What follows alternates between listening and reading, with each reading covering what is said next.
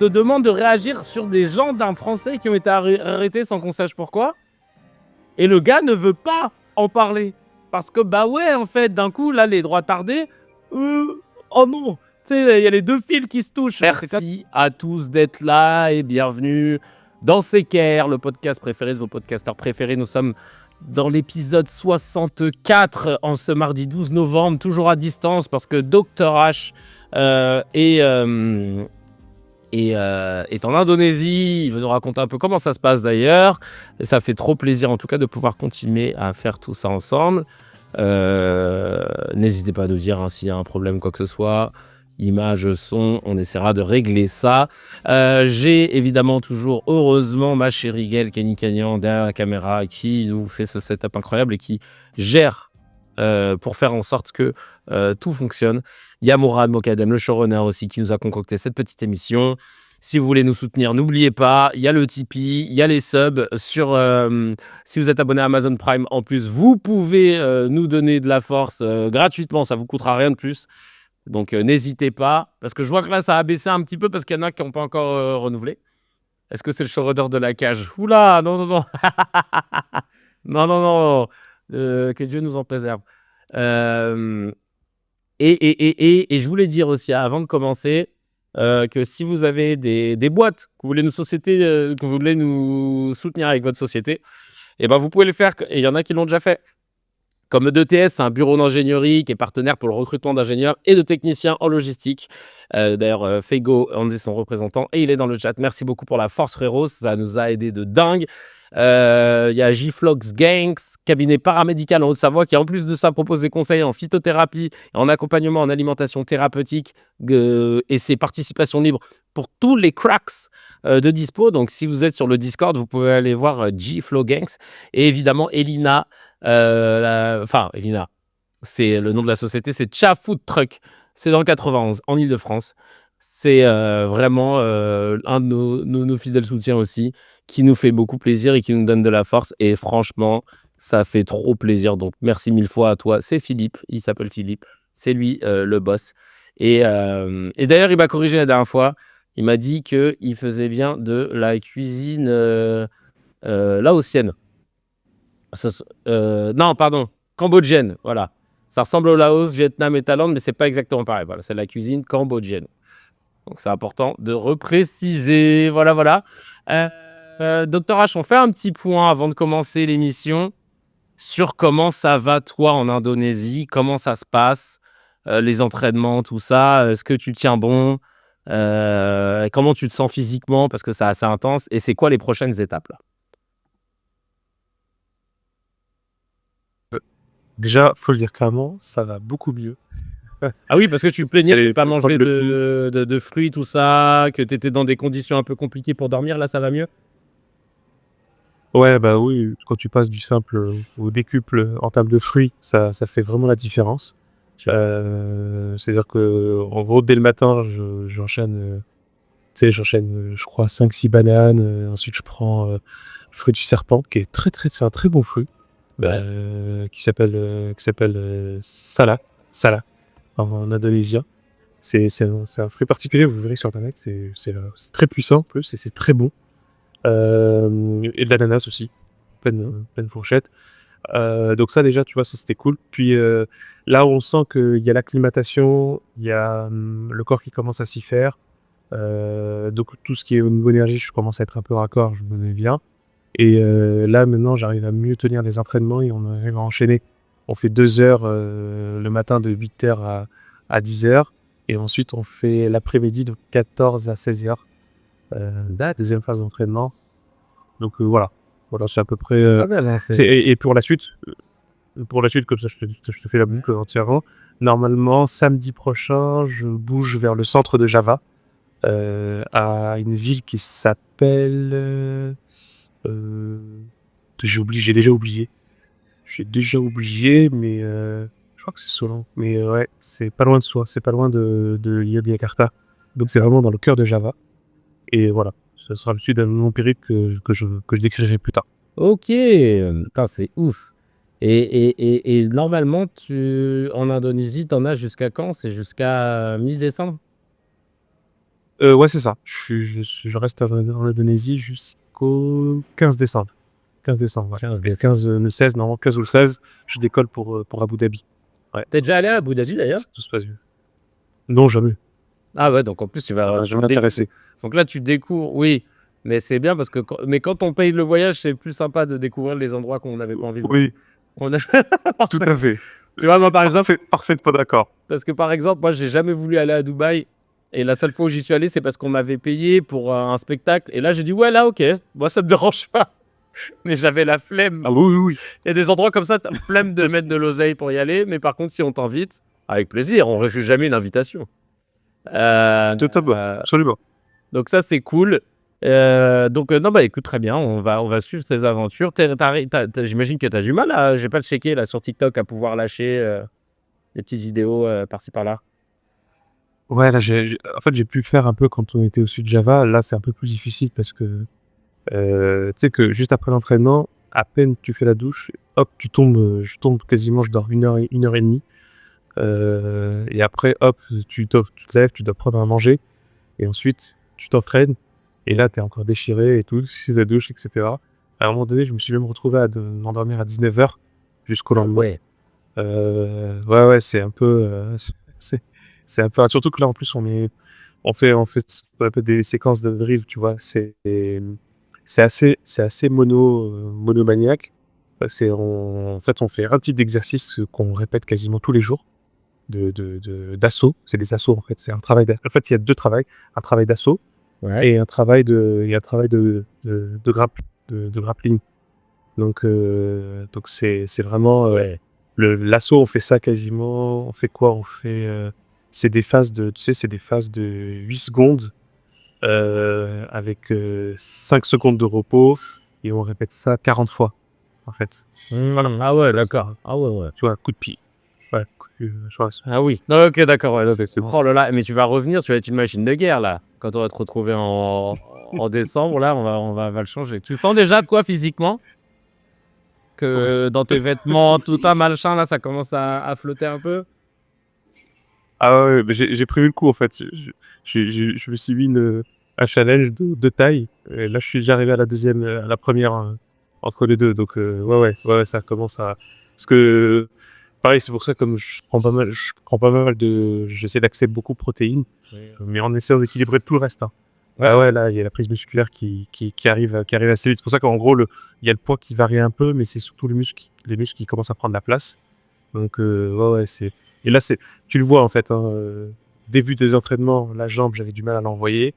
Là, ça commence à partir pour de vrai, là. La jambe, Ça est sérieux. ah oui. Ah bah, trop bien, c'est trop bien. Bah écoute, on va te faire un petit récap de ce qui se passe dans l'actu. On va pouvoir en discuter ensemble, même si je sais que tu as suivi un petit peu, pas tant que ça, ma foi. Avant ça, évidemment, on va lire les réactions au dernier épisode, parce qu'elles sont nombreuses. Alors, il y a Biman, notre premier abonné qui est sur YouTube, qui nous dit bon anniversaire au meilleur des podcasts. Félicitations, la team. Il faut fêter ça avec un meet-up. Bah, dès qu'Hamza revient, on flaire, hein. Là, ça y est, on n'a plus d'autre choix. Dès que Hamza revient, on fait. Voilà. Le mec il répète 6 fois la même chose, mais voilà. Dès qu'Hamza revient, on le fait. Bien sûr, ça nous fera trop plaisir. Là, j'ai un autre commentaire de Benoît Pompeo. En revanche, là, il n'est pas content, Benoît Pompeo. C'est pour toi ce message, Hamza. Il te cite en disant: il n'y a pas une ville en Ukraine qui a eu le centième de dégâts des proportions de Gaza. Hallucinant de malhonnêteté intellectuelle de Dr H. C'est quoi le calcul? C'est proportionnellement aux tonnes de bombes balancées sur la tronche des civils? C'est n'importe quoi, franchement. Là, tu peux couper juste ton micro parce qu'on entend les assiettes derrière, s'il te plaît. C'est cool, c'est gentil, merci beaucoup. C'est proportionnellement aux tonnes de bombes balancées sur la tronche des civils, c'est n'importe quoi, franchement. Lors du siège russe de Mariupol, la Croix-Rouge décrit la situation comme apocalyptique. La ville est considérée comme détruite à 90%. Selon les autorités ukrainiennes, au moins 26 000 civils sont tués durant le siège. L'agence de presse Associated Press évoque un bilan d'environ 75 000 morts civils à l'issue des 3 mois de siège sur une population d'environ 450 000 habitants. De nombreuses accusations de crimes de guerre sont émises contre les forces russes pendant le siège, notamment le bombardement massif de populations civiles, pour ne citer que cette bataille. À Gaza, ce qui est effrayant, c'est que la population ne peut rien faire et est livrée à la folie meurtrière vengeresse des cinglés zélés qui constituent le gouvernement Netanyahou. Donc la communauté internationale laisse les Gazaouis se faire massacrer sans bouger un sourcil, voire comme aux USA ou en France, carrément finance le génocide sous l'égide du sacro-saint droit de se défendre de l'ONU, qui en fait un prétexte pour relancer une industrie de la mort et de la dévastation, et qui maintient l'illusion de la croissance illimitée. Franchement, je regarde toutes vos émissions depuis un an et je suis pas d'accord avec tout forcément, mais j'aime bien le ton, l'angle et les analyses argumentées, notamment de Dr H, que vous avez, mais parfois sous prétexte d'un ressentiment. Là, c'est l'injustice face à l'horreur de Gaza. Vous inventez des théories nauséabondes. Force à toi, Dr H, pour les combats que tu vas mener. Et merde, Kevin, pour ton spectacle, qui, j'en suis sûr, rencontrera son public. Peace.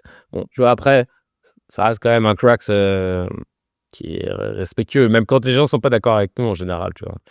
Bon, mais il dit que là, on a abusé et qu'il n'y a pas de. Et qu'on peut pas dire qu'en Ukraine, il n'y a pas eu de dégâts par rapport à Gaza. Si tu veux répondre, tu as la parole, évidemment. Et il faut juste que tu... Ah non, En fait, non, c'est bon, c'est bon. ouais, c'est bon. Ouais. Le- Juste brièvement, mais de toute façon, parce que ça pourrait donner matière à une vraie discussion, mais qui serait plus longue et qui, je pense, serait intéressante plus tard vraiment dans le temps. Mais 3 choses. La première, l'Ukraine a un système de défense et surtout un soutien d'à peu près une vingtaine de pays suréquipés et parfaitement outillés pour ce genre de choses. Par conséquent, en fait, rien qu'à ce niveau-là, la comparaison est impossible, en fait, en vrai. Donc, moi, j'ai fait la comparaison, effectivement, car comparaison n'est pas raison. Voilà, on s'amuse un peu. Mais en réalité, blague à part, c'est juste totalement incomparable. Et c'était ça, en fait, c'est un peu à la Marseillaise, si j'ose dire, comme ça que j'ai voulu le montrer. À 100 fois plus. Mais c'est pour ça que j'entends et je comprends. Donc ça, c'est le premier élément. Le deuxième élément, il y a un petit peu attention à un registre de propagande bien occidental qui a monté une immense montagne sur la situation ukrainienne. Ça ne veut pas dire qu'il se passe rien, hein. Attention, hein, je suis pas du tout dans une sorte de déni flippant, hein. Et je ne suis pas non plus dans une logique de concurrence victimaire. Mais je suis désolé, hein, un pays très très grand, l'Ukraine, c'est pas petit, hein, c'est pas du tout petit. C'est pas du tout dense, c'est vraiment pas du tout dense, mais vraiment pas, hein. Ça aussi, si on veut comparer, il faut y aller, il faut aller jusqu'au bout, hein. Et avec une armée, l'Ukraine a une armée qui, je le répète, est suréquipée. Enfin, je veux dire, à partir du moment où on voit ce qu'on envoie juste la France, et c'est pas on n'est pas les seuls. Ce qu'il faut bien comprendre, c'est que par rapport aux victimes qu'on est en train d'évoquer, il y a une nuance qu'il faut apporter, et certains médias ont commencé à l'évoquer, c'est on confond allègrement, et c'est ça dont je parle quand je parle de propagande, on confond allègrement les victimes militaires ukrainiennes des victimes civiles. Car là-bas, il y a bien les deux. Alors que à Gaza, non, en fait. Non, c'est 99% de la population gazaoui, c'est-à-dire 2,5 millions, sont des civils. C'est si on veut admettre que les résistants sont des militaires. Ce qui est compliqué à évoquer dans un système de colonisation. Mais ça, c'est encore un autre sujet. Mais en tout cas, 99% sont des civils dans la région la plus densément peuplée de la planète. Il n'existe aucun abri antiaérien, aucun système de défense antiaérien, aucun soutien international à l'exception de l'Iran que tout le monde maudit, visiblement. Donc, en gros, c'est pour ça que, en fait, ouais. Et par contre, les chiffres des organisations internationales, etc., sur le nombre de bombes qui est tombé, même des officiers français en parlent, et ils ne parlent pas de la même manière pour l'Ukraine, hein. Le nombre de tonnes qui a été déversé, c'est simple, ça a battu tous les records de l'humanité, de toute l'humanité, de toute l'histoire humaine, passée, présente, et je l'espère future, en fait. Ouais. Donc, en fait, c'est ça qui nous amène effectivement non pas simplement une rancœur, mais à une sidération qui est bien en deçà du choc que ça doit susciter pour l'humanité entière. Et que j'oserais presque même dire que rapprocher le cas ukrainien de la Palestine est presque immoral. Voilà, c'est ma position. Non, mais tu fais bien de le au moins tu as pu répondre. Je suis d'accord avec toi sur le fait qu'il faut pas se faire avoir par le narratif, de la plupart des médias occidentaux, qui, ont tendance à oublier. Alors c'est marrant parce que je repense à Arthur, qui lui, comparait, le combat de l'Ukraine avec, le combat, d'Israël. Alors que l'Ukraine combat donc, un oppresseur, la Russie qui, qui fait une invasion. Mais, pour le coup, du coup, c'est quoi le lien avec Israël? Parce qu'il y a pas d'invasion, non, c'est, il y a non, bon bref. C'est incroyable. On a, Oli Patchouli qui dit: «Salut l'équipe, à propos des VSS, notamment sur les enfants, ça me fait penser à l'histoire des 2 frères Menendez, abusés et molestés depuis l'enfance par leur père». Ponte, producteur, musique, des années 80. Je sais pas si vous avez vu d'ailleurs, il y a une série sur Netflix là-dessus. Lui-même couvert par leur propre mère et qui ont fini par les assassiner. J'ai regardé le doc sur Netflix et au-delà de savoir si leur acte est justifié, ça relève de la justice de trancher. Et elle l'a fait. J'ai été choqué de la risée dont il était victime par les médias et l'opinion publique. Littéralement, tout le monde se foutait de leur gueule, genre sur le Late Show, dans les news, etc. C'est horrible. Culture du viol et par extension de la pédocriminalité. La banaliser, d'autant plus qu'il y a la célébrité de leur père qui est en jeu, qui rentre en jeu. Ouais, bah oui, oui, bien sûr. Et là, aujourd'hui, c'est tout l'inverse. Maintenant, il y a Kim Kardashian qui essaye de œuvrer pour que il soit sorti, oui, il soit sorti de prison. Il y a 24 prod d'air qui dit: «Salut Kevin, hier j'étais au théâtre de la Renaissance, je t'ai vu jouer le rôle de Haroun l'hindou aux côtés de Ali et Issa. Moi-même étant réfugié politique kurde, j'ai connu les camps, les violences interethniques, les violences policières, les incohérences administratives, la peur d'être en procédure Dublin, OFI, l'OFPRA, la CADA, et cetera. Tout ça, ça a duré 2 ans environ et Dieu merci maintenant tout ça est derrière moi. Je me suis reconnu immédiatement dans la pièce théâtrale. Des moments où j'avais de très fortes émotions, j'avais la gorge nouée parfois. Très belle interprétation d'un récit d'un immigré en exil. Merci à vous et à toute l'équipe. Salutations à Ali et Issa». Oh, ça fait plaisir! Alors ça fait plaisir et je l'envoie de ce pas, je suis désolé, hop, j'en profite, à, l'équipe de Passeport qui sera très, très, très content, de lire ce message, quoi. Ça fait trop plaisir. Ben, d'ailleurs, là, j'y suis ce soir et demain et le 20 novembre, avant de reprendre après en décembre et avant évidemment mon spectacle le 26 novembre, mardi 26 novembre à 19h. Évidemment, je compte sur vous. Malheureusement, il y aura pas Docteur H, alors j'aurais kiffé pouvoir fêter ça, avec toi, à la fin, mais voilà. Tu as des combats et on te soutiendra. Je sais que tu seras avec nous par la pensée. Hem, il y a CZ qui dit: «L'émission perd tout son essence». Ah, on n'est plus dans la formation. On est dans l'idéologie du Docteur H sur chaque épisode. Trop de sujets complexes, pas d'humour contrairement aux premiers épisodes qui sont des masterclass. Kevin, t'es pas humoriste? Et non, je suis pas humoriste, putain, merde. Non, je suis plus humoriste. Oh putain, merde, je fais plus rire. Ma foi, que pourrait-on répondre? Bah, désolé, hein, si, pour la gêne occasionnée, ma foi, non, je pense que, je pense on essaye de garder à peu près la même ligne, à savoir, on parle et il s'avère qu'il y a des trucs drôles. Mais, si vous voulez juste rigoler, j'ai fait un sketch sur, La Cage, la série de Gaston Bide sur Netflix, où là, il y a que de l'humour. Donc allez-y, n'hésitez pas, parce que cette série, elle est, incroyable, pour ne pas dire, nulle et il fallait que j'en fasse un sketch. Donc voilà, si jamais, heu oui, vas-y, Hamza? Un truc, je voulais juste te poser la question. Mmh. Ce que j'ai pas suivi, j'avoue, j'ai pas, j'ai vu, plusieurs fois, ça m'a été suggéré par Netflix. L'histoire là des 2 frères, c'est ça, hein? C'est Ouais, votre frère Menendez, qui ouais. parlait?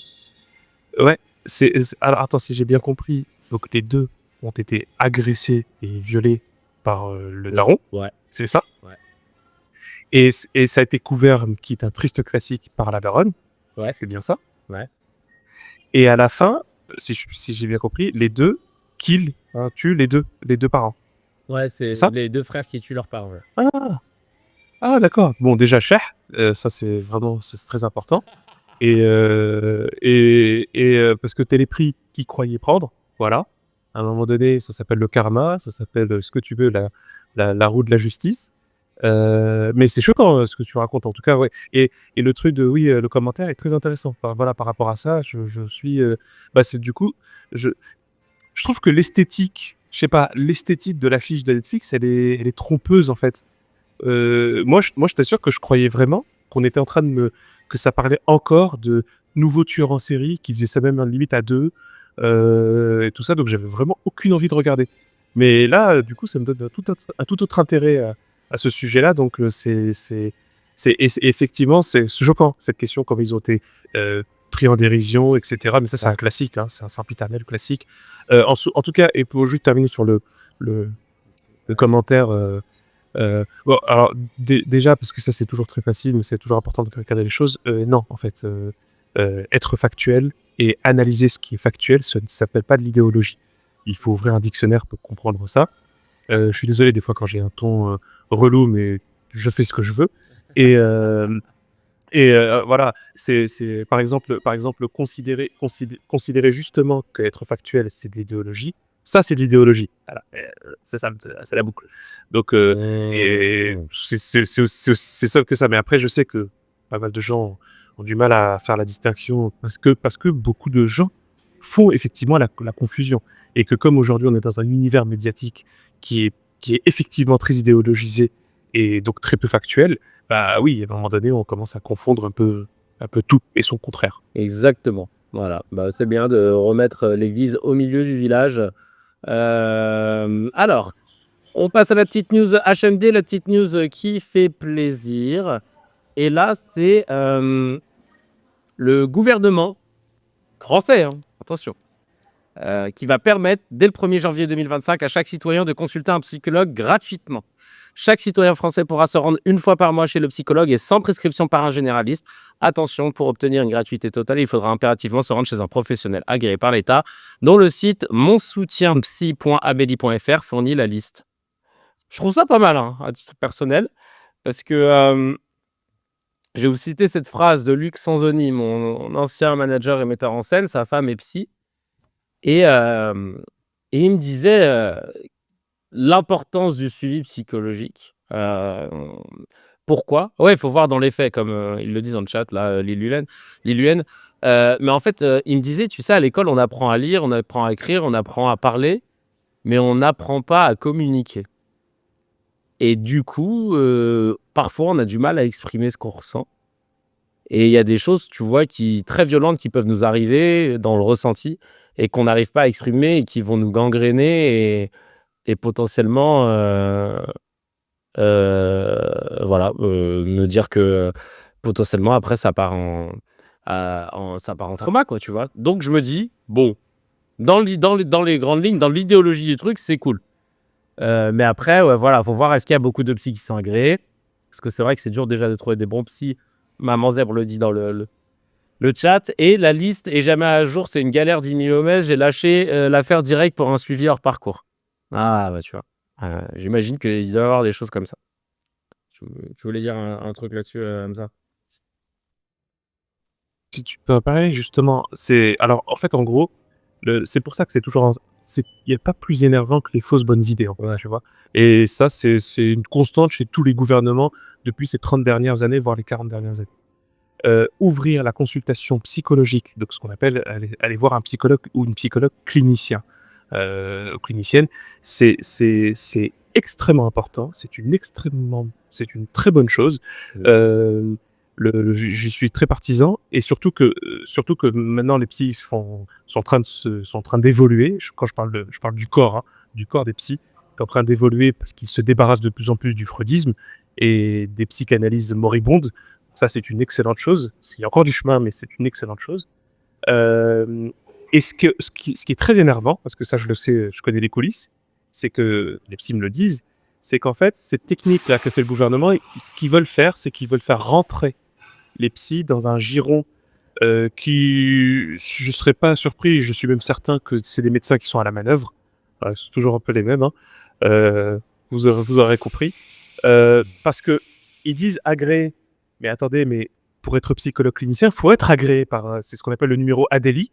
Et ça, tu l'as, c'est l'ARS, hein, c'est l'agence régionale de la santé. Voilà, et l'Agence régionale de la santé, elle est liée à la sécurité sociale. Et ce numéro ADELI, c'est un numéro qui est reconnu par la sécurité sociale. Donc en fait, c'est un autre agrément qu'ils veulent. En fait, ils veulent un truc qui est très malsain, et ça c'est très très très très négatif, c'est qu'ils veulent faire plier les psys à des honoraires tout pourris, auxquels les spécialistes médecins, par exemple, ça les regarde pas du tout, et faire en sorte qu'en gros, ils se retrouvent avec des consultations à 30-35 balles. Alors attention, Ah oui. je sais bien Merci, une chose, Marie. je sais que c'est difficile, c'est lourd pour la plupart de nos concitoyens d'accéder à des psys précisément parce que ça revient beaucoup trop cher par rapport à nos revenus habituels sur 80% des habitants. C'est clair et net. C'est pour ça qu'on veut que la sécurité sociale fasse le taf, parce qu'elle en a largement les moyens. Et là où c'est malsain, c'est qu'on veut faire des économies de bout de chandelle sur le compte et sur le dos des psys, qui sont quand même bien diplômés, bien formés, voire bien plus formés, je le répète et je le répéterai encore, que des psychiatres, qui eux, c'est remboursé full, hein, sur du 70, je ne sais pas combien. Et donc ça, c'est pas bien, parce que à la fin, c'est ce que vous avez dit, c'est qu'il y a des psys, ils refusent d'être agréés. En fait, c'est d'être laminés en fait par la sécurité sociale. Du coup, les patients, ils s'y retrouvent pas. Et au final, on continue de creuser ce trou où des patients ne trouvent pas les bons psys et surtout ne trouvent pas remboursement. Et en fait, c'est une autre manière de la part du gouvernement de dire on n'a aucune envie de rembourser les psys. On veut juste qu'ils fassent payer moins cher au rabais pour que comme ça, ils fassent des séances à 15-20 minutes pour ceux qui n'ont pas de scrupules, ou qui veulent essayer de survivre quand même malgré tout le système, ou qui veulent faire du social, c'est vrai. Il y en a qui le font, hein. Il y a des psys qui le font. Normalement, la plupart des bons psys, je dis bien des bons psys, et ça, on le voit surtout chez les petits TCC, ça ne veut pas dire qu'ils le sont tous, hein, mais chez les petits TCC, c'est qu'ils tiennent compte, mais ça, c'est aux gens de le dire, et je sais que c'est pas facile, ils tiennent compte de la situation du patient. C'est-à-dire qu'ils comprennent bien qu'il y a un delta entre 0 € et 75 balles. Voilà. Et que si tu dis, je suis étudiant, je suis au chômage, je suis machin, les bons psys, parce qu'ils l'enseignent à la fac, hein. Quand je vous dis ça, c'est pas du théorique, c'est concret, hein. Ils disent à la fac, voilà, quand il y a des patients comme ça, on leur dit, ouais, non, il n'y a pas de problème, vous pouvez payer ça, on paye comme ça, etc., il n'y a pas de souci. Mais voilà, c'est dommage, en fait, parce que la sécurité sociale peut et doit le gérer. Voilà, et doit le prendre en charge totalement. C'est tout. Et parce que c'est nécessaire. Et ça fera même monter le niveau de tout. Enfin voilà, c'était mon petit coup de gueule aussi T'as raison. par rapport à ça et réflexion par rapport. Et ben non, mais ouais, je suis d'accord avec toi là-dessus. On est raccord, genre, dans le chat, ça parle aussi des délais. La CMPP, c'est quoi la CMPP? La CMPP. Les CMPP, c'est les centres médico-psychologiques, psychologiques, si je dis pas de bêtises. C'est ça, les CMP. Et c'est là, généralement, Il y a que 2 ans surtout les petits jeunes étudiants. Bah oui, mais bien sûr, mais évidemment. Mais et puis ça dépend des régions, etc. Évidemment. Et non, c'est triste. Voilà, et en plus, non, il y a trop de choses. Franchement, sur le dossier psy, il y a trop de choses à dire. Ouais, c'est clair. Je vois ça. Je vois que c'est un sujet, mais on s'était déjà étalé là. Tu fais les commentaires. Ouais. CMPP pour les mineurs au-dessus de 6 ans. Allez, on va passer au mezzé, les petites news à picorer. On va rattraper un peu le temps perdu parce qu'en fait, en vérité, l'épisode du mardi, il y a beaucoup de choses à se dire parce que le dernier épisode date de jeudi. Donc il y a 4 jours qui s'écoulent, quoi. Si je dis pas de bêtises. Oui, c'est ça. Et donc là, j'ai plein de choses. Donc on va mettre directement les pieds dans le plat, dans le mezzé. Alors, on commence avec un truc improbable. Comment on pourrait appeler ça? Les chasseurs de pédophiles, les Pege Hunters, on va appeler ça comme ça. Et ben en fait, il y en a. Et il y a 3 hommes qui chassaient et qui piégeaient des pédophiles. Donc tu vois, ils allaient sur des réseaux, machin, créer des faux comptes et tout. Et je sais pas, j'ai pas trop le modus operandi, hein, mais en gros, ils chassaient et piégeaient des pédophiles et ils ont été arrêtés.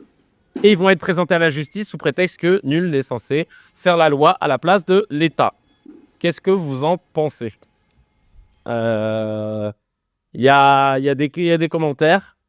Il y a le contemplateur qui dit « Ces gens devraient être décorés de la Légion d'honneur, mais on préfère les condamner. Ce monde de valeurs inversées est devenu insupportable. » Et Reg Viricity qui dit « Et ils vont prendre plus longtemps que les pédophiles eux-mêmes. » Ah, ça, ce serait... Ça, ce serait scandaleux, mais c'est grave possible. C'est grave possible. Ouais, j'avoue, là, franchement, Je rejoins ce que dit Talifa 974. c'est qu'en fait, il y a plein de problèmes à ce sujet. Parce que déjà, c'est une méthode de dissimulation de certains réels pédophiles Ah ouais? qui utilisent ça pour se couvrir et ouais, parce qu'il y a eu des cas aux States, parce qu'ils se mettent en scène, etc. C'est un truc un peu chelou. Et que finalement, des Tu fois, veux on en dire que découvre. des gens, Enfin, des gars qui rejoignent des milices pour chasser du pédo, histoire de laver tout soupçon leur concernant, alors qu'en fait, ils sont pédos. ouais, ouais, c'est ça en fait. C'est pour ça que ouais, c'est ça c'est ça ça c'est le truc un peu négatif. Ensuite, comment dire, euh, disons que, en fait, après, attention, moi, encore une fois, je suis très, vous le savez tous, toutes et tous, que je suis partisan de Western Samurai. Mm. Mais il y a des choses sur lesquelles il faut être assez prudent, parce que, à un moment donné aussi, il va y avoir comment dirais-je, le problème, bah, je sais, tu sais, je sais pas, je vais dire par rapport à la preuve, mais c'est limite au niveau de l'instruction. En fait, disons que ce phénomène-là montre une réalité. Par contre, ça, c'est une réalité très tangible. C'est le fait que la justice, c'est tout pourri. Elle fait tout pourri son taf sur ce sujet. Ça, c'est une certitude. Et surtout en France. Ouais. Et alors là, c'est-à-dire que honnêtement, aux States, honnêtement, parce que malheureusement, c'est astronomique, parce que malheureusement, ce phénomène est beaucoup plus massif qu'on ne veut bien l'entendre et le croire. Mais il est vraiment massif, ce phénomène-là. J'insiste, il est massif, ce phénomène-là. Et il touche tous les espaces. Et qu'encore une fois, ce n'est pas que chez l'Église catholique que ça a lieu. Hein, j'insiste beaucoup là-dessus. Hein, centre aéré, club de sport, tout sport confondu, même les plus improbables. Mosquée, synagogue, tout espace où des enfants sont livrés. C'est pas compliqué. Hein. Tout espace où massivement des enfants sont livrés, il y a du pédocriminel en masse. C'est pas un peu, en masse. C'est pour ça que des fois, je suis très méchant vis-à-vis des parents. D'adopter cette forme de bonne conscience chelou, de se dire ah non, non mais ah non, et c'est pour ça qu'eux-mêmes ils cultivent une forme d'auto-déni très cultivée, de se dire ah non, mais on a laissé nos enfants tous les dimanches, c'est quelqu'un de bien chez qui on l'a laissé. Ah bah c'est peut-être pour ça qu'il a l'air trop bien en fait, parce qu'il se régale en fait, hein, excusez-moi l'expression. Hein. Mais donc euh, en fait, comme j'ai dit, aux States, selon les États, il y a des États qui ont essayé de mettre en place des législations très strictes. Le FBI au niveau fédéral a aussi mis en place, les confédérales ont essayé de mettre en place des législations très très strictes. Par exemple, il me semble que si quelqu'un se fait choper avec des images pédopornographiques, il me semble que c'est 5 piges par photo. Ah, 5 piges de prison par j'avais photo. dit une fois, ouais, c'est un C'est truc qui et cumule, ouais. ah ouais, moi je trouve ça costaud hein, en vérité. Ouais, Après, évidemment, hein, les systèmes judiciaires sont assez hardcore là-dessus, mais, mais, mais encore une fois, on voit bien que le problème il est en amont et en aval. Moi, je dis pas, hein, pour chasser des pédocriminels, c'est un truc qui me plaît, hein, à l'arbalète, bout de flèche rouillée et tout. Enfin, ça c'est, ouais, ça me parle, hein, qu'on soit bien clair là-dessus. Hein, c'est pour ceux qui ont vu l'excellent film Chasse à l'homme Mhm. avec Van Damme. Moi, ça parle à mon petit cœur.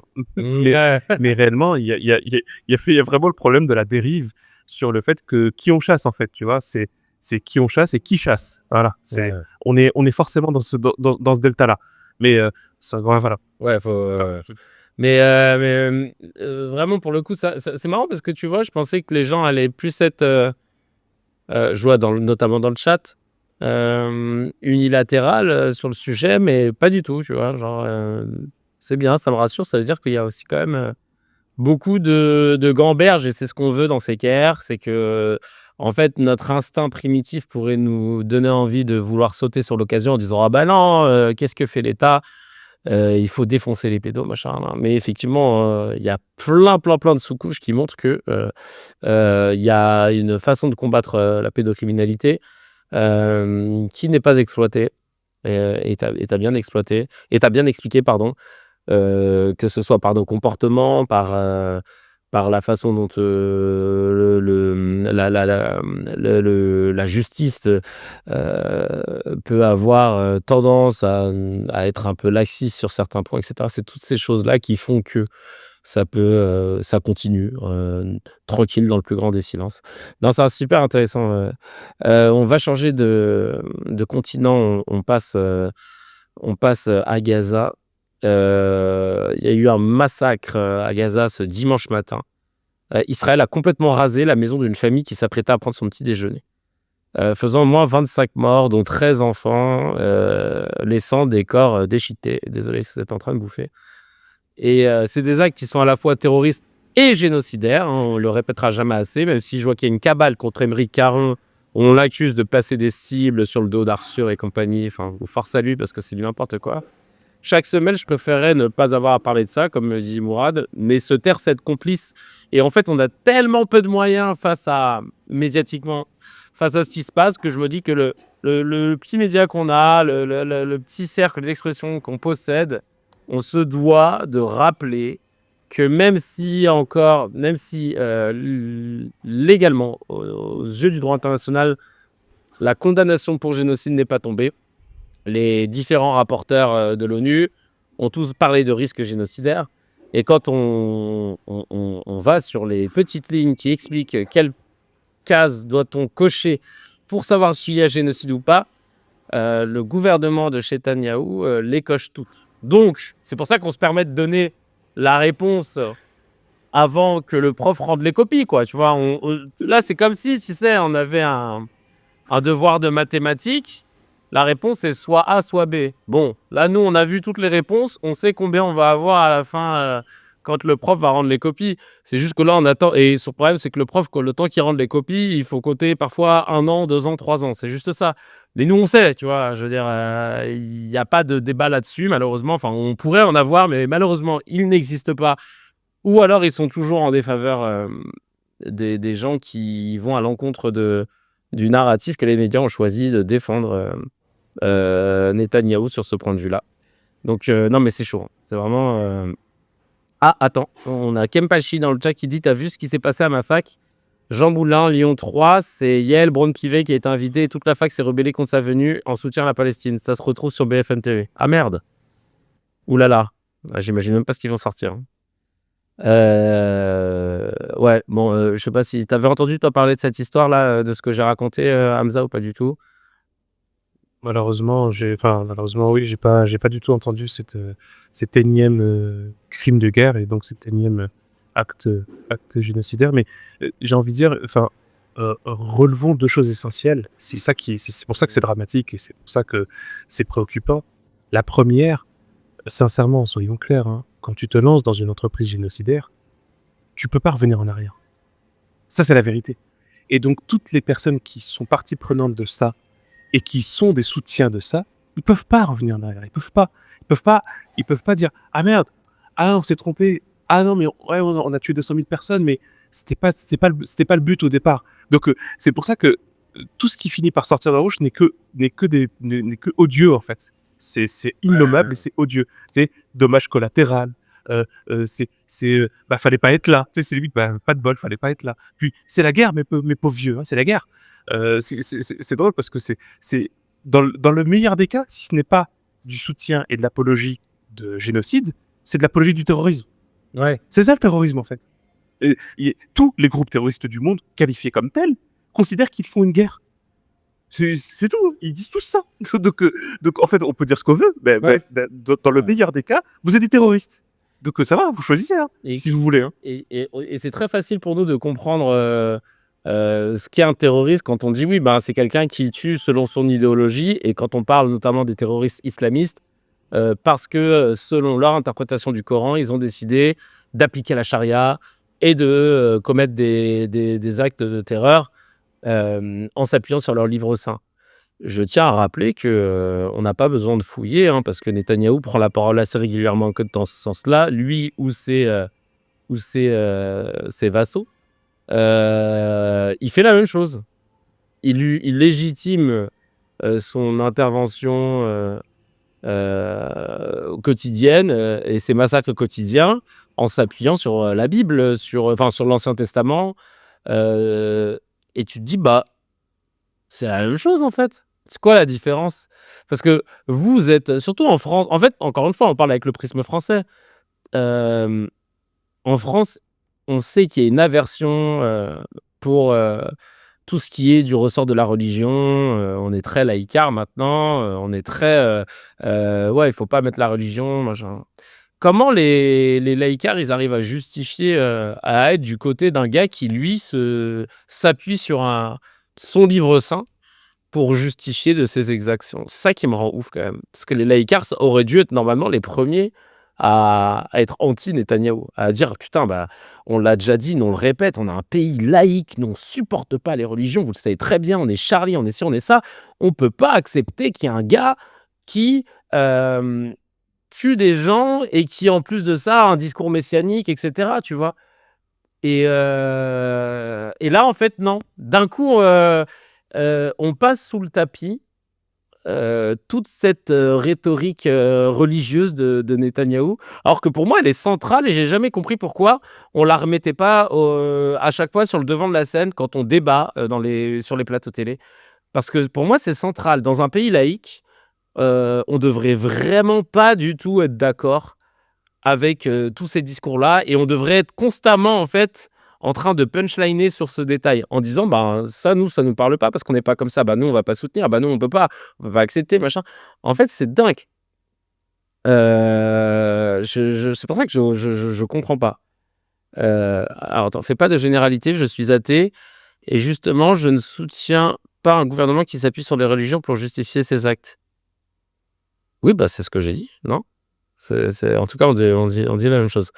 Ce que je disais justement, c'est que je comprends pas, comment les laïcards et je parle des Caroline Fourest, des Antoven et cetera, qui sont constamment, heu, en train de prôner la laïcité et qui, décident de fermer les yeux sur les intentions de Netanyahou qui sont basées sur des discours messianiques. Voilà, c'est ça que je dis, en fait.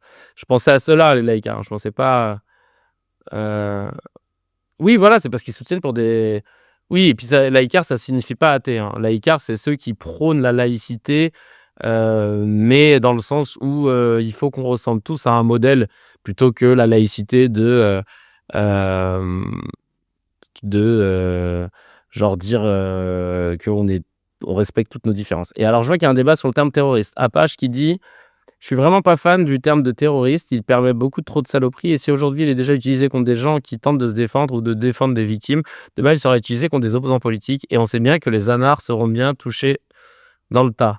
Ah bah ouais, ouais, ouais, on est d'accord, mais c'est un mot qui permet de disqualifier et aujourd'hui, même en France, on a décidé de prolonger ça avec l'apologie au terrorisme qu'on va sortir à tout va. Vas-y, Hamza.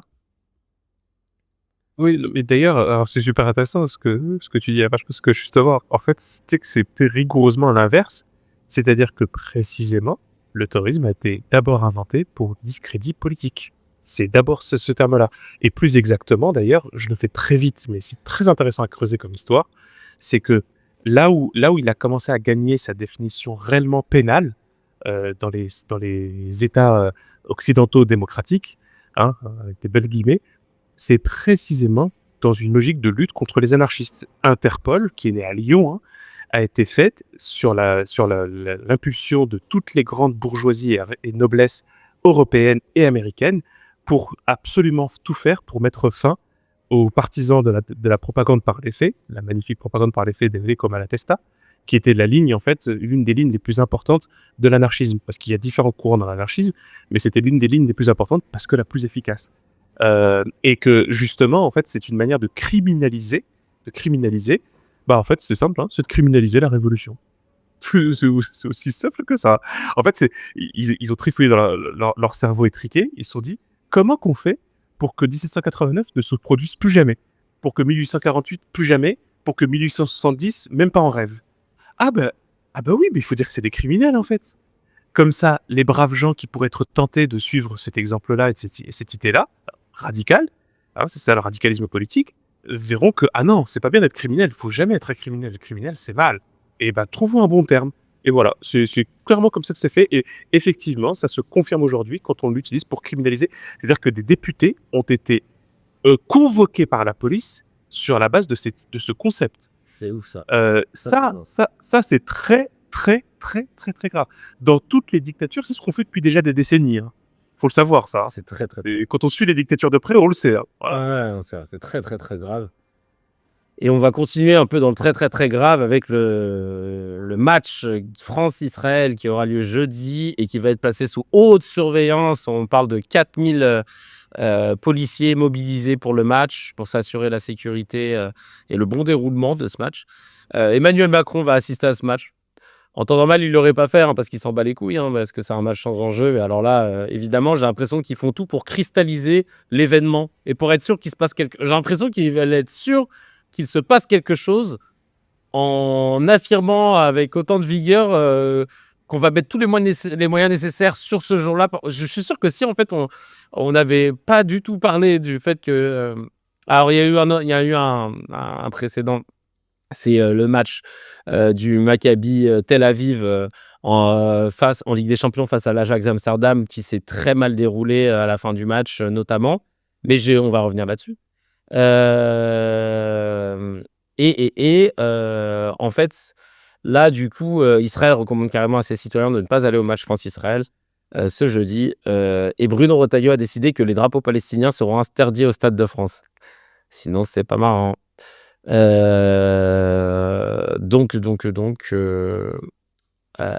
du coup... alors, Mourad, lui, il pense que ce match, il n'aurait pas dû avoir lieu. Et que toutes les polémiques autour de ce match, c'est qu'une diversion par rapport à ce qui se passe en Palestine. Il y a 20 000 places de vendues, personne ne veut y aller, on boycotte. Ouais, bah, j'imagine. Ouais, go s'habiller en noir, vert et blanc. Moi, j'avais un truc là-dessus, et puis après, je te donne la parole, Hamza. Je voulais revenir déjà sur ce qui s'était passé parce que j'ai écouté C'est ce soir sur l'histoire du match Ajax-Maccabi, parce qu'en fait, j'ai été scandalisé de voir que les médias français ont décidé de raconter l'histoire à partir de la fin. Donc, quand il y a des supporters israéliens qui se sont fait frapper, humilier, jeter dans l'eau, c'était horrible. On est tous d'accord là-dessus. Mais alors, racontez tout, quoi. Racontez tout. Et encore une fois, dans C'est ce soir, ils disent oui, mais quand on dit racontez tout, ça veut dire quoi? Ça veut dire, c'est l'équivalent de dire oui, les femmes qui sont violées, en même temps, si elles portaient des jupes, c'était normal. Il y a une nana qui a dit ça, mais sous-entendu que quand on veut recontextualiser, c'est la même chose. Mais en fait, ça n'a rien à voir, cousine. Je me permets de rappeler qu'on ne parle pas de gens qui sont venus à un match et qui se sont fait taper parce que juifs, comme on essaye de nous le dire. C'est pas ça l'histoire. Alors après, peut-être qu'il y en a qui en ont profité. Évidemment, il y a toujours des antisémites qui sont prêts à tout pour déverser leur haine. Ou alors qui projettent leur haine du gouvernement israélien sur des juifs. Mais là, je vous rappelle qu'on parle de hooligans israéliens, connus et reconnus pour être des hooligans, qui sont arrivés 2 jours avant, qui ont agressé des Arabes dans la rue, qui ont retiré, arraché des drapeaux palestiniens, qui ont chanté des horreurs du genre il faut baiser tous les Arabes, il n'y aura jamais d'école à Gaza parce que de toute façon il n'y a plus d'enfants. Que des trucs comme ça qui ont sifflé pendant la minute de silence en hommage aux victimes des inondations à Valence en Espagne. Ils ont totalement sifflé cette... En fait, ils ont fait que nourrir... Donc, ils ont agressé déjà. C'est pas juste ils ont provoqué, ils ont agressé. Ils ont provoqué, arraché les drapeaux. Ils n'ont pas respecté la minute de silence. Et ensuite, fin de match, ça se tape. Et ils étaient en infériorité numérique. Et après, il y en a qui se sont fait défoncer. Et ça, c'est horrible, on est d'accord. Mais on peut dire que c'est de la tape de hooligan à hooligan ou c'est comment en fait? Ou alors, parce qu'il y a des gens qui parlaient de pogrom dans les médias. Ils ont dit un nouveau pogrom, machin. Mais Netanyahou qui a dit c'est la nuit de cristal. Non mais frère, non mais là, donc en fait, vous faites tout pour être sûr qu'il n'y ait plus du tout de cohésion entre les peuples. Là, vraiment, les médias, ils ont choisi, ils se sont dit, allez, all-in, tapis, on veut vraiment que les juifs et le reste des gens ne se parlent plus jamais de la life et se détestent. Ça me rend ouf. Et donc, c'est pour ça que là, dans la continuité de tout ça, Happy et Ultifo, on en a parlé dans un épisode, du Paris Saint-Germain, Free Palestine, machin. Et maintenant, il y a ça. Et Bruno Retailleau, d'ailleurs, je ne sais pas si vous avez des nouvelles concernant les gendarmes en Israël, on en parlera après, les gendarmes français. Et puis ce match de base France-Israël, je pense que personne ne serait allé, je te jure. Mais là, c'est ouf ce qui se passe. Encore une fois, cette manipulation médiatique. Et je vous invite à aller voir Off Investigation. C'est sur YouTube. Ils ont sorti une pépite de documentaire qui retrace un peu la déchéance des médias français depuis un an. Hamza, sur tous les fronts, hein, pas que sur Palestine, etc., mais même sur les éditorialistes, les économistes de droite, tout le temps invités, tout bref. Hamza, est-ce que tu voulais revenir sur tout ce qui a été dit là, parce qu'on a dit beaucoup de choses. Désolé, je me suis lancé. Avec plaisir. Peut-être d'abord, je sais pas, c'est bizarre, j'ai pas vu la même chose, moi, c'est passé à Amsterdam, voilà, je trouvais que c'était marrant. Et puis, concrètement, voilà, je sais pas, j'appelle ça, en fait, c'est ce que j'explique à des enfants, ça s'appelle retour de bâton. Voilà. C'est-à-dire que, par exemple, quand tu te mets à chatouiller les moustaches d'un jaguar, bah, sois pas trop surpris de faire mordre, en fait. Voilà, Ouais. c'est connu, hein, Mais c'est ça, cet principe de argument-là, ils base. veulent pas l'entendre. J'écoutais Bah, c'est normal. ils disent, bah non, on peut pas justifier de se faire massacrer. Enfin, massacrer, ils aiment bien sortir des mots. Non, c'est très... De se faire frapper. Non, mais je crois qu'ils étaient même dégoûtés qu'il n'y ait pas de mort, parce que du coup, ils peuvent pas aller plus loin, tu vois. Mais marrant. ils vont te Non, dire, non, bah ça non, ça s'appelle justifie pas. Mais sauf que je rappelle que les hooligans du Maccabi Tel Aviv ont agressé des gens aussi, hein. C'est parce que c'est bien de le rappeler. Ils ont agressé, voilà. Non, mais c'est... Non, mais disons que c'était une sorte de massage réflexologique assez musclé qui permettait peut-être à certains de remettre leurs idées en place. Voilà, c'est parce que c'est des gens mal élevés, en fait. Il fallait juste leur apprendre un petit peu des bonnes manières. Par exemple, quand on n'est pas chez soi, mais ça, apparemment, ils ont un peu du mal, visiblement, Mais tu sais qu'en avec plus, le concept de chez soi et chez les autres. tu sais qu'en plus, on est à Amsterdam. L'Ajax Amsterdam a un lien, je pourrais pas vous l'expliquer, de ouf avec Israël. Ils sont connus pour être plutôt pro-israéliens, d'eux-mêmes mettre des drapeaux d'Israël dans le public, machin. Nan. Donc, on n'est pas dans la ville la plus hostile, tu vois. Donc, pour que ça parte en couille dans cette ville-là, c'est comme si tu me disais, je sais pas, c'est parti en couille à, à Charenton-le-Pont, bon, pour les gens qui sont à Paris, etc., dans un endroit de Sarcelles, c'est des endroits où il y a une communauté juive qui est très forte. Bah là, en fait, pareil, Amsterdam, c'est la maison. Donc, pour que ça parte en couille comme ça, va falloir que, tu vois, tu creuses un peu plus que, ah bah voilà, c'est la chasse aux juifs, c'est Arthur et toute la clique, ils y sont allés, de partager les vidéos de mecs qui se font frapper, etc. Bah oui, mais si tu racontes l'histoire à partir de la fin, bah tu peux que être dans l'émotion, trouver ça scandaleux, mais c'est des supporters hooligans, donc des faf, hein, qui sont connus pour dire des trucs cisra, etc., face à d'autres. Non, mais vraiment, je suis écœuré parce que malheureusement, on a un espace médiatique qui a décidé de ne pas pondérer. Et il y a juste une ou deux têtes de temps en temps, notamment je sais plus si elle s'appelle pas Perrine sur BFM TV. Souvent, elle est reprise dans l'œil de Moumou. Perrine Stroh, ou un truc comme ça, alors, elle met les pieds dans le plat, assez rigolo. Elle fait un taf normal, hein. Perrine Storm. Sur BFM, elle, tu sais pas pourquoi, elle est trop déter. Quand elle a un sujet, notamment autour de Israël-Palestine, et qu'il y a des contradictions, elle aime trop pointer du doigt. Ah, elle y va sans problème et elle est encore en poste, donc tu vois, c'est assez intéressant. Et d'ailleurs, je reviens sur Off Investigation. Ouais, la meuf fait de son taf, comme le dit Fego, mais c'est tellement devenu rare qu'on le signale. Et dans le Cache Investigation, on voit comment l'interventionnisme de Drahi, de Serge Nedjar dans les rédactions. Il y a un journaliste qui raconte que sur BFM, il était en plateau, il était en train de parler de l'apartheid, de la colonisation à Gaza, et pendant la pub, t'as un des éditorialistes qui lui tend son portable avec un regard froid. Et sur le portable, c'était un des responsables, un des responsables de la rédaction qui lui disait: il dit n'importe quoi, il n'y a pas de colonisation à Gaza. Et tu sais, l'éditorialiste, il regarde le journaliste qui a dit ça en mode Kamas. Hein? Alors, fais gaffe à ce que tu dis. Donc c'est là que tu te dis putain, l'interventionnisme de ouf, quoi. Il te laisse même pas parler, enfin bref. Et là, tu vois, donc il y aura France-Israël. Et moi, je voulais faire le parallèle avec les troubles à l'ordre public. Parce qu'il y a eu France Israël, il y a eu aussi le fameux gala. Il a eu lieu ou pas, là, les amis? Le gala, tu sais, où il y avait Smotrich, là, qui devait venir. C'est ça, c'est son nom? Tu sais, là, le mec, le ministre de ultra vénère, là. Ah, c'est la veille. Ah, c'est c'est demain. Ah, c'est demain. Et là, pareil, le préfet a dit non, on maintient. C'est cool de l'inviter. Je vois pas ce qu'il y a de. Le préfet de Paris il a dit non, on le maintient. Oh, c'est cool de faire le gala, tout ça. Nunez qui dit tout va bien. Donc, il va être protégé. OK. Et en fait, le trouble à l'ordre public, là, d'un coup, on sait qu'il va exister parce qu'il va y avoir des manifestations devant. Mais il n'y a pas de souci. Et l'État est là pour garantir qu'il n'y ait pas de trouble. Et bizarrement, Dieudonné, ça va faire combien d'années qu'on ne l'invite plus, enfin, il ne peut plus louer de théâtre en prétextant que c'est un trouble à l'ordre public, machin. Il y a des risques de trouble à l'ordre public, on peut pas, machin. Et j'écoutais une interview de Julien Cazard qui disait, mais en fait, moi, je comprends pas les gens qui disent trouble à l'ordre public. Normalement, c'est à l'État de s'assurer qu'il n'y ait pas de trouble.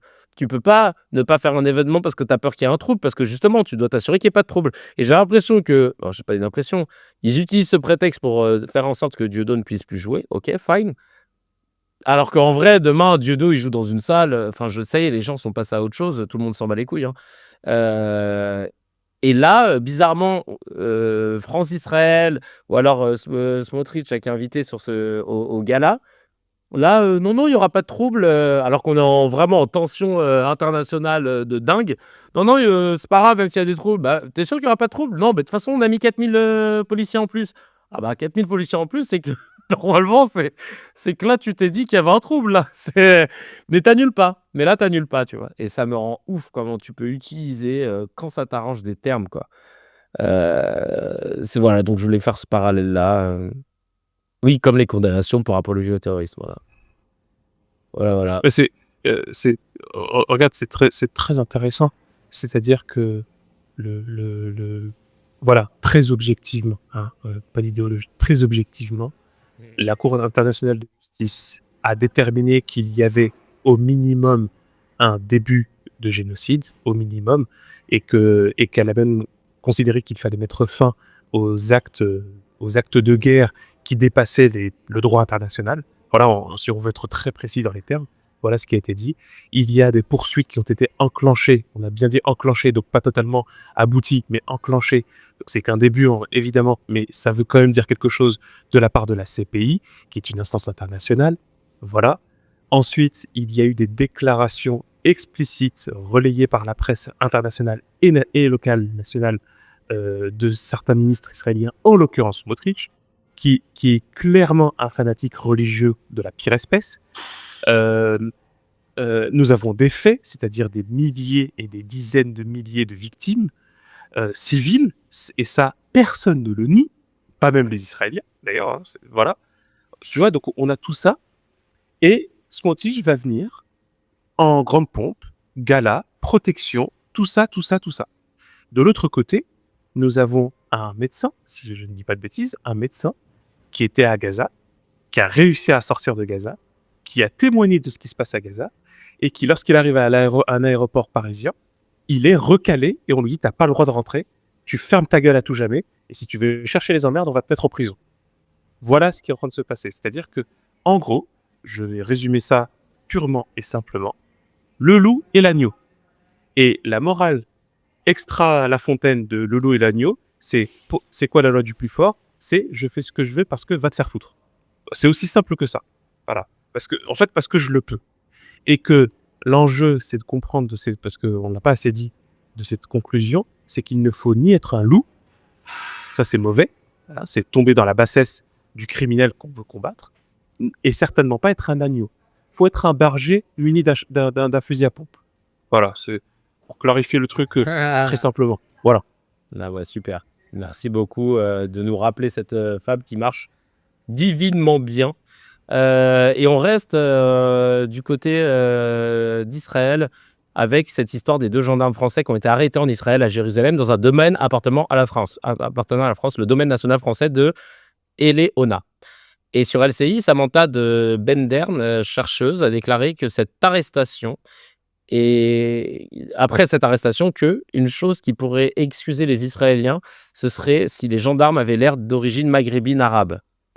Elle s'est excusée mollement depuis et on est vraiment des carpettes à ce point-là, Ndim Mourad, pour que en fait, le président Macron ne réagisse pas.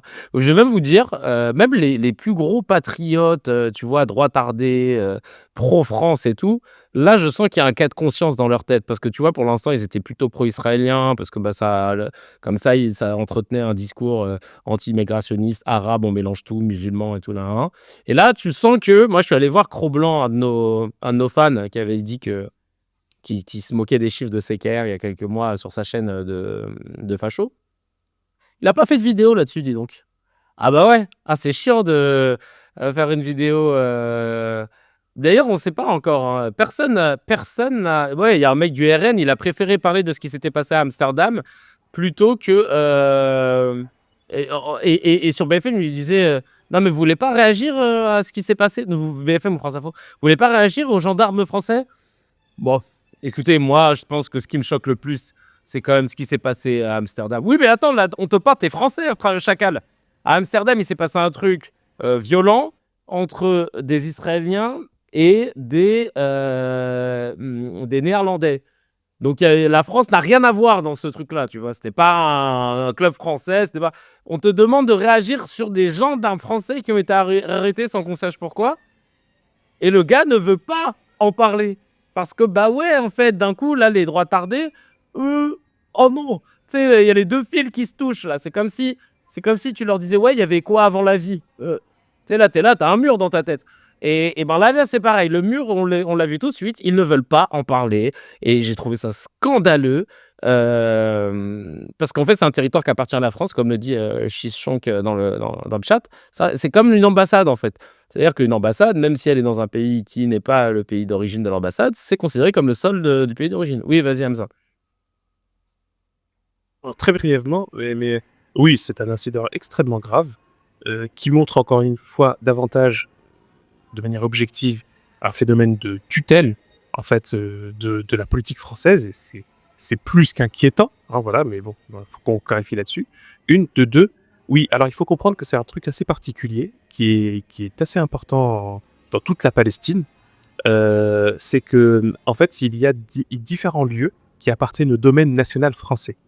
Alors, pour la précision, c'est pas comme les ambassades, parce qu'en fait, les ambassades, contrairement à ce que les gens croient, ne font pas partie de l'extraterritorialité. C'est pas vrai. C'est un usage. Il y a un usage en fait politique. Ouais, il y a un usage politique qui fait que généralement les pays accueillant une mission diplomatique qui est une ambassade n'entrent pas dans l'ambassade. Ça, c'est un usage. Mais en réalité, ils ont le droit. Hein. S'il se passe un crime et tout, ils ont le droit d'y entrer. Voilà, c'est l'ambassade. En gros, une ambassade, par exemple à Paris, fait partie de Paris, fait partie de la France.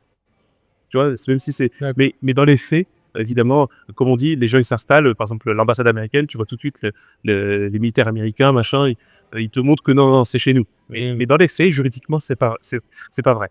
Par contre, le cas de Eleona, je crois, Eleona, qui n'est pas d'ailleurs le seul, fait partie du domaine national français. C'est vraiment un territoire français selon les conventions et les traités internationaux.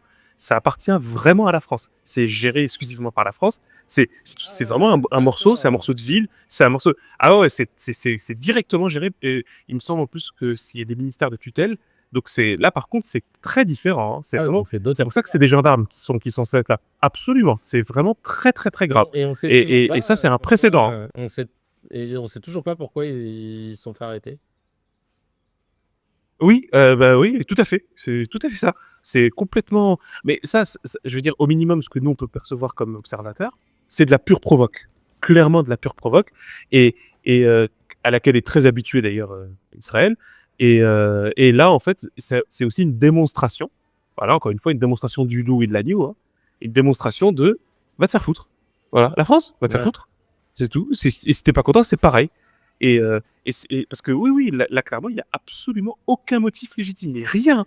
Il y a pas la commission d'un délit.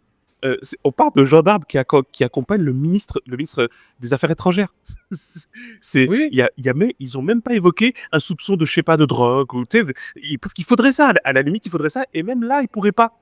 rentrer dans le domaine, justement. À la différence des ambassades, ils n'ont même pas le droit. Il faudrait qu'ils fassent une demande diplomatique internationale.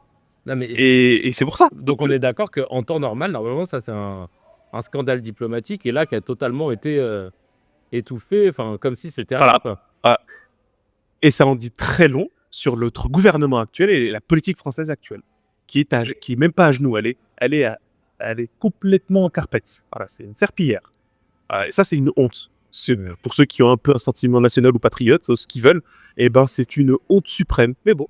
Apparemment, Là, il y a je ça, viens de voir. Je viens de voir. Ah tiens, pourquoi ça appartient à la France, il nous demande. C'est quoi l'histoire derrière? Bah, je l'ai, je crois, le truc. En fait, alors attendez, je l'avais sous les yeux. Construit sur la grotte où le Christ aurait enseigné le pater à ses disciples. Il constitue avec le tombeau des rois, la basilique Sainte-Anne et l'ancienne commanderie croisée d'Abou Ghosh l'un des 4 domaines nationaux français situés à ou autour de Jérusalem. Les Léonats aujourd'hui, gérés et administrés par le consulat général de France à Jérusalem, a été racheté par la princesse de la Tour d'Auvergne à la fin du 19e siècle, avant qu'elle n'en fasse don à la France. Voilà pourquoi ça appartient aux Français.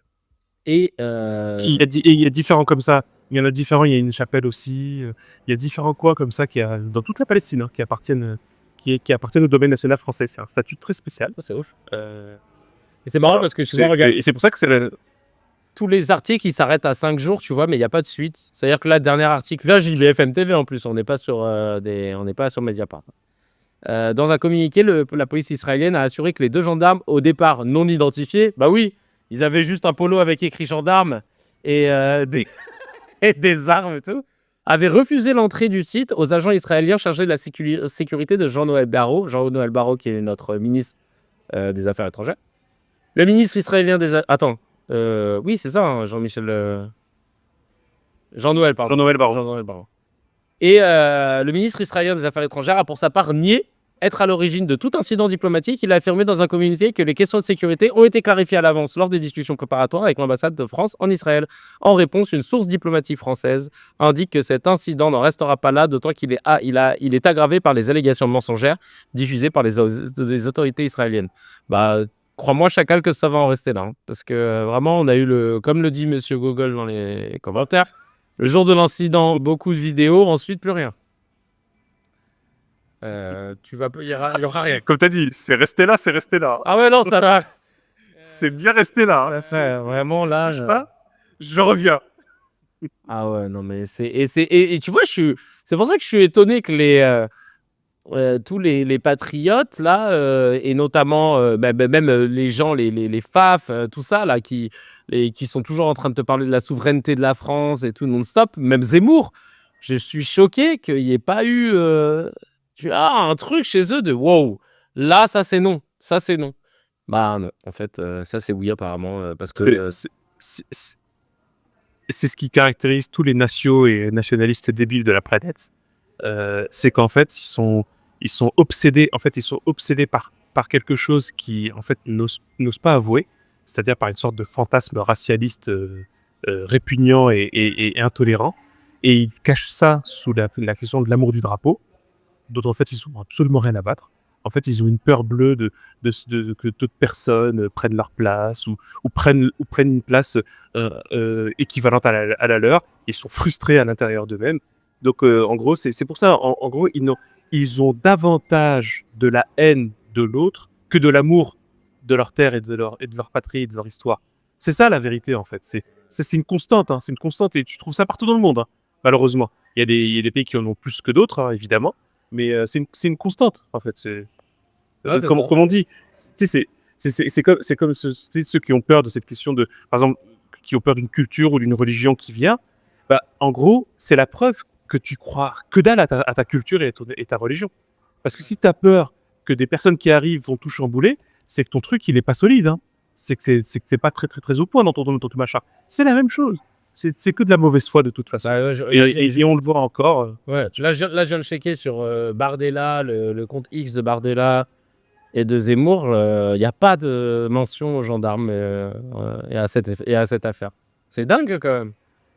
Je pensais que ça provoquait plus de faits avec ça. Bref. C'est le déni. Total. Dernier petit média avant de passer aux no comments. Et d'ailleurs, merci de nous écouter et de nous suivre. Si vous kiffez, n'oubliez pas à vous abonner à la chaîne YouTube, sur Twitch aussi si vous voulez soutenir et sur les plateformes de podcast. Les 5 étoiles, ça fait plaisir. L'Australie va interdire les réseaux sociaux aux enfants de moins de 16 ans, car ils font beaucoup de mal aux enfants. Les plateformes s'exposent à des amendes si elles ne respectent pas l'interdiction. Elles seront responsables de la gestion. Il y a quelqu'un qui dit, Roisy, qui dit que les autres pays doivent appliquer ces lois. Les réseaux sociaux détruisent la vie des enfants, surtout TikTok. Et il y a Van Merwijk qui dit sinon ils servent à quoi les parents? On va aussi devoir interdire l'utilisation de couteaux, ciseaux parce que ça peut faire beaucoup mal aux enfants. On va interdire les chaises parce que Trisotin monte dessus et tombe tête la première. Ça va faire beaucoup de mal aux enfants. Et le bon sens, il est où le bon sens? L'éducation, c'est pas que pour les chiens. Voilà les messages. T'en penses quoi, toi, de cette interdiction de moins de 16 ans? Tu trouves que c'est une bonne chose pour les réseaux sociaux? Bah, en fait, moi, je pense que c'est nécessaire. Je pense que c'est absolument nécessaire, en vrai. C'est-à-dire que pour moi, c'est comme conduire sur une autoroute, en fait. Tu vois, tu peux prendre un scooter plus tôt, mais tu peux pas être en scooter sur une autoroute. Donc, il faut être adulte et avoir passé le permis. L'ennui, la grande problématique, c'est pas tellement l'idée de l'interdiction, à laquelle, encore une fois, je souscris totalement. C'est la faisabilité. Comme on en parlait même sur Discord, justement, avec les cracks, c'était un débat intéressant parce que c'est la question de comment tu contrôles en fait l'entrée. Il y a des réflexions. Hein. Il y avait des gendarmes très très branchés cybernétiques qui ont essayé de réfléchir à ça. Sur par exemple, il me semblait c'était d'utiliser. En fait, c'est d'utiliser le même système que France Connect en fait. Tu vois, les trucs fiscaux, tu sais, fiscal, machin.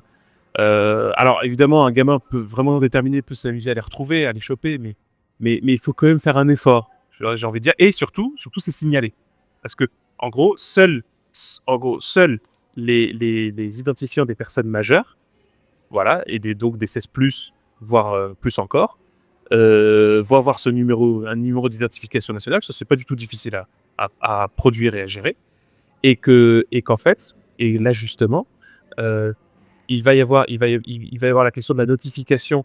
Alors après, encore une fois, il peut y avoir des grands frères, des grandes sœurs qui peuvent s'amuser à le lâcher comme ça.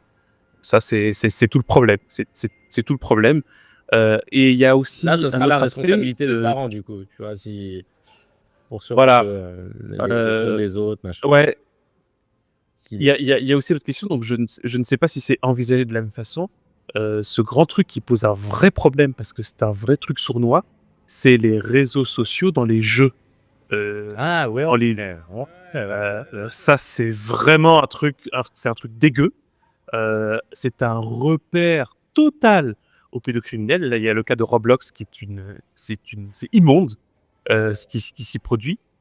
Et surtout, c'est sournois parce que les gamins, ils tombent dedans en fait. Ils tombent dans le piège parce que ça a l'air vraiment d'être un jeu.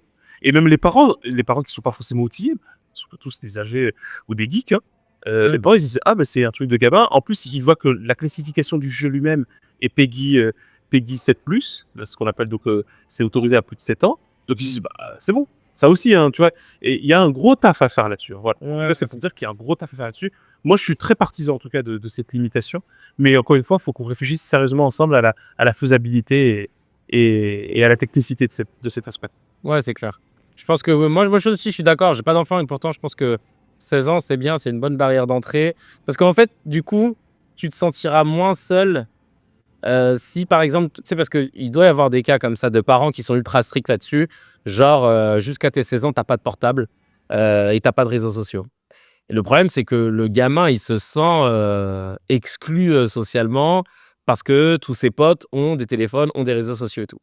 Donc là, je me dis que au moins, si tu interdis à 16 piges, bah ok, celles et ceux qui vont truander machin et vont réussir. Ah, mais en fait, légalement, t'as pas le droit, donc ils pourront pas trop le montrer non plus et tout. Et il va pas avoir le concours de celui qui va essayer d'avoir. Parce que on n'est pas tous courageux. Et on a toujours eu dans nos bandes de potes genre la personne qui adore pirater, geeker, détourner, machin, nan, mais ça veut pas forcément dire qu'on le faisait tous. On était tous peut-être là en se disant: «Ah putain, trop cool. Ah vas-y, tu le feras pour moi». Mais de nous-mêmes, on l'aurait pas fait, tu vois? Et donc je pense que c'est cool parce qu'en fait, tu te sentiras moins seul si tes parents t'ont pas autorisé à avoir les réseaux sociaux et à avoir un téléphone jusqu'à tes 16 ans, tu te sentiras moins seul que ce soit une interdiction légale. Même s'il y en a qui vont pas la respecter sur le début, mais au moins, tu vois, il y a ce truc où tu auras une petite majorité, de gens qui vont être, dans le même délire et honnêtement, d'ailleurs, je dis de téléphone portable, mais tu peux avoir le téléphone portable et pas avoir de réseau social, hein. On a tous eu des 3310, qui permettaient uniquement d'appeler, d'envoyer des SMS, écrits comme des cassos parce on payait à la lettre et jouer au Snake et tout allait bien. Je pense que c'est pas plus mal. C'est vrai que, je pense que c'est pas plus mal. J'ai vraiment pas envie de faire vieux con parce qu'on sait que les réseaux permettent de faire plein de choses. Enfin, encore une fois, ne pas avoir accès aux réseaux sociaux, ça veut pas dire ne pas avoir accès à internet. Tu pourras toujours aller sur YouTube, apprendre plein de choses, peut-être même faire ah bah, du coup, est-ce que YouTube, c'est considéré comme un réseau social? Est-ce que tu pourrais être youtubeur en dessous de 16 ans? Tiens, bonne question. Est-ce qu'on rentre dans le truc ou pas? Ah, ah ouais. Mais tu sais que par exemple, moi je suis un peu extrême, hein. Je considère par exemple que je suis un peu un ouf là-dessus, hein. Moi je considère que au niveau média, moi je suis pas d'accord avec le fait que les enfants fassent des contenus audiovisuels. Franchement, hein, Ouais. je le dis radicalement, hein. Les séries et tout, je trouve que c'est une très mauvaise chose. La plupart d'entre eux finissent mal d'ailleurs. Donc ouais, moi je pense que en fait c'est très sérieux en fait. Ah, tu veux dire les jeunes comédiens enfants là, tu parles? C'est vrai que c'est pas facile, hein, le c'est Ah ouais, c'est pas facile. On a beaucoup de cas, malheureusement d'enfants stars qui gèrent très mal. Je suis d'accord. ouais, ouais, c'est non mais en plus c'est même pas beaucoup, t'as vu, c'est presque majoritaire, hein, donc Quasi ouais, ouais, systématique. et ouais, en plus, enfin, je vois pas du tout la nécessité. Vas-y frère, des mangas et des dessins animés, c'est super, hein, c'est bon, c'est super. Des trucs en 3D, c'est génial. Voilà, tranquille. Les enfants, étudiez, faites des études, étudiez à fond. Vous avez les moyens en plus. Parfois, vous êtes des enfants de Bourges, et ben étudiez encore fort, très fort, et vous apprendrez plus tard aux gens peut-être comment penser, etc. Mais je vois pas du tout d'utilité. En tout cas, le, je pense il faut pas négliger en fait la gravité de l'impact de ces réseaux-là qui deviennent des espaces incontrôlables. En fait, c'est parce que je sais que parfois on est tenté de faire des parallélismes que je comprends parfaitement entre les réseaux sociaux comme une forme moderne des espaces sociaux de rencontres dans lesquels on se retrouvait, par exemple, nous, notre génération et les générations passées encore, dans la cour de récré, dans la place publique, dans un centre commercial, etc. Des trucs qu'on fait plus trop, mais c'est la plupart des gens. Ouais, c'est vrai, le centre commercial, c'était Mais encore une fois, c'est-à-dire que c'est, je veux dire, c'est imagine que tu laisses ton enfant de 15 ans, voilà, de 15 ans, dans un centre commercial où, en fait, il va dans ce centre commercial sans amis, il y va tout seul pour se faire des amis dans ce centre commercial et tu peux être à peu près certain qu'il y a des pédophiles qui vont se déguiser en gamins de son âge et qui vont lui tenir compagnie pendant plusieurs jours, plusieurs heures dans ce centre commercial jusqu'à ce qu'un jour, les filets vont réussir à se saisir. C'est ça, en fait, qu'on est en train de dire, hein. Et ça, c'est l'une des configurations malheureuses, parce qu'il y en a d'autres. Celle où, en fait, il est déguisé en enfant, et puis un beau jour, il voit qu'il peut se lâcher, il se met à poil, et après il part. Et ça constitue en psychologie une violence sexuelle, parce que voir quelqu'un dans sa nudité alors que t'as rien demandé, c'est une agression sexuelle, littéralement. Et c'est un vrai problème. Et ça peut causer des dégâts. Et ça, c'est pas que ça cause des dégâts sur le long terme. Et puis pour les plus vulnérables d'entre eux, les enfants, eh ben, ils vont tomber dans des pièges encore plus flippants. Donc, en fait, c'est que merci Jack. l'ennui, si vous voulez, avec les réseaux sociaux, c'est la question d'échelle. En fait, c'est une question d'échelle et de dimension. Moi, si on peut trouver des dispositifs qui permettraient de relocaliser, c'est pas simple, hein, mais de relocaliser ces espaces-là, même si c'est sur Internet, pourquoi pas? Mais encore une fois, c'est pas simple. Moi, je pense qu'il faudrait trouver une sorte de. Mais là aussi, des fois, c'est trop demandé à l'État. Et moi, j'entends des critiques et je suis tout à fait d'accord. Parce qu'on l'a dit même pour les psys, c'est qu'en fait, l'État veut toujours tirer son épingle du jeu. Et l'État, c'est le mal. Voilà, pour faire très vite, hein. L'œil de l'État, Faut lire J.M. Scott là-dessus, c'est mortel, c'est vraiment mortel. Donc ça, je suis tout à fait d'accord. Donc je suis plutôt dans une autonomisation générale, donc il faut que chacun s'autonomise et donc chacun se responsabilise. Et il y a des solutions, il y a des pirates intéressants qui travaillent sur ça en vrai, hein, qui proposent des solutions libres de droit comme des solutions qui peuvent être payantes, mais généralement elles sont libres de droit. Je pense qu'il peut y avoir des solutions de ce type-là où les parents en fait ont un contrôle sur ce sujet-là. Parce que c'est normal, avant 21 ans déjà, notre consentement n'est pas libre et éclairé. Pas du tout. Donc ça, il faut en tenir compte. Donc c'est ça en fait. Mais je pense que ça doit mener à un débat général. Je pense que parce que tout le monde doit être impliqué là-dessus, parce que ça implique tout le monde. Et voilà. Ah, bah, ouais, non, je suis d'accord avec toi. Bah, écoute, très bon, très bonne piste de réflexion pour la suite. Mais dans l'idée, ouais, c'est vrai que je suis plutôt pour aussi. On va passer au no comment pour finir en beauté. Le no comment, vous connaissez la règle dans le chat. On ne parle pas, on ne met que des emojis, on montre que des expressions faciales. Idem pour celles et ceux qui nous écoutent sur d'autres plateformes. On commande pas le no comment. Le principe, c'est que je lis des news et on doit ne pas réagir. Allez, on commence tout de suite. Attends, je passe le chat en emoji free. Voilà, chat emoticon uniquement. Allez, c'est parti. Jordan Bardella vient de déclarer: je ne suis pas d'extrême droite, je ne l'ai jamais été et je ne le serai jamais. Eh. C'est dur, putain. C'est dur. C'est dur. Allez. Près de 70% des morts à Gaza entre novembre 2023 et avril 2024 étaient des femmes et des enfants. Ouais. Et enfin, de nombreuses entreprises ont réalisé des plans de licenciement récemment en France. Casino, Auchan, Michelin, Valeo, Stellantis, Casa, Sanofi, Nexity, Bouygues, IKKS et Vinci Immo. On a l'impression que c'était le Pokédex là, que j'étais en train de faire. Mais ouais. Voilà. Hâte de pouvoir en parler. Super, hein. Super, ouais. Super, le Pokédex. Et ben, en tout cas, c'était un plaisir de pouvoir papoter avec toi, mon cher Dr H. Tu nous manques beaucoup. Sache-le, Mani me parle souvent de toi. Bientôt un yes comment, ouais. J'ai pas compris la dernière news. La dernière news, c'est qu'il y a plein d'entreprises qui font actuellement des plans de licenciement, qui en ont réalisé, pardon.